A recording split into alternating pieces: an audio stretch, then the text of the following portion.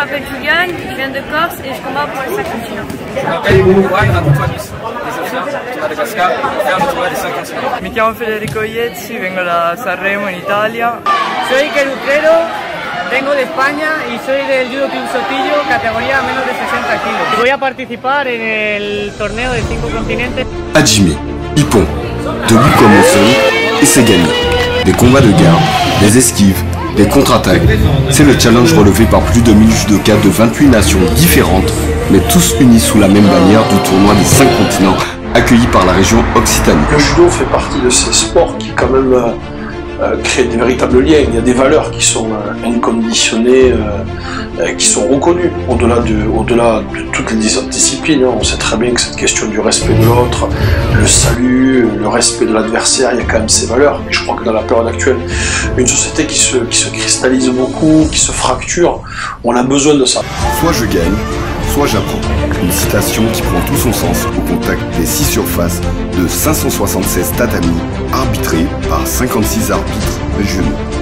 Je retiens que c'est pas parce qu'on perd qu'on est parti direct, qu'il y a quand même une deuxième chance et qu'il faut laisser donner la deuxième chance et la saisir et tout mettre en œuvre, tout ce qu'on a appris à l'entraînement. Je pense que je vais revenir bien sûr. Là c'est un peu dur parce que c'est la première et du coup j'aime pas trop le fait d'être super stressée, ça me joue parfois des tours et c'est ce qui a fait en demi. Du coup j'ai gagné ma place de 3 parce que j'étais énervée mais je suis pas très fière de mon combat en demi. Plus qu'un événement sportif, le judo, un art de vivre formateur.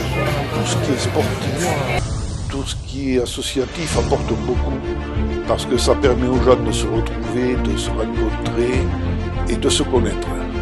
C'est important que les participants, les compétiteurs qui sont dans la vie, qui sont sur un terrain très efficace, le seront dans la vie. On retrouve les qualités du sportif, on les retrouve professionnellement dans le jour. Parce qu'en général, ce sont des gens qui s'investissent et qui essaient de faire les choses au mieux. Un événement international, rondement mené sur 3 jours, organisé par un club amateur, les autres, dont la précédente édition s'est tenue à Fronton. Une compétition de cette nature que la commune de Fronton a eu la joie d'accueillir il y a quelques heures.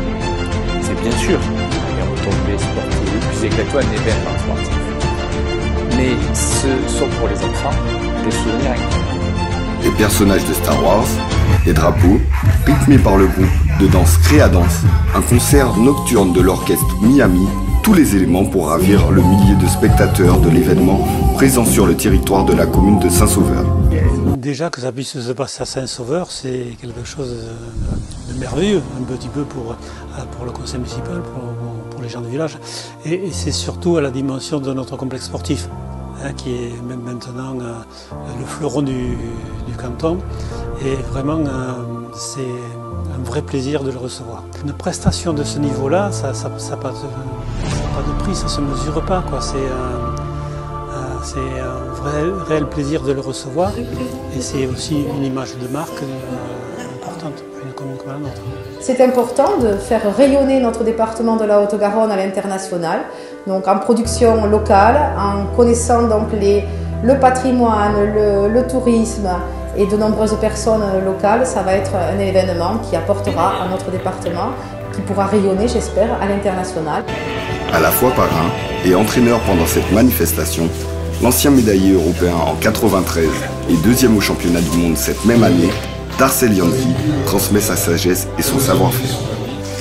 Moi j'ai trouvé que c'était bien organisé et qu'il y avait beaucoup de monde. Et c'est bien d'avoir des diverses athlètes pour pouvoir s'améliorer. Non, mais la concentration, c'est eux-mêmes bien sûr qui sont concentrés pour apprendre. Après le niveau, il y en a plusieurs niveaux, donc les gens vont aller doucement selon leur rythme. Mais en tout cas, c'était leur montrer les bases. Mais si ils sont venus, c'est qu'ils voulaient apprendre, donc ils sont concentrés. Il n'y a pas de favori, c'est juste qu'il y ait du beau judo, c'est tout. Une manifestation qui a tenu toutes ses promesses. Gageons que le prochain tournoi, prévu en 2025, sera de même facture.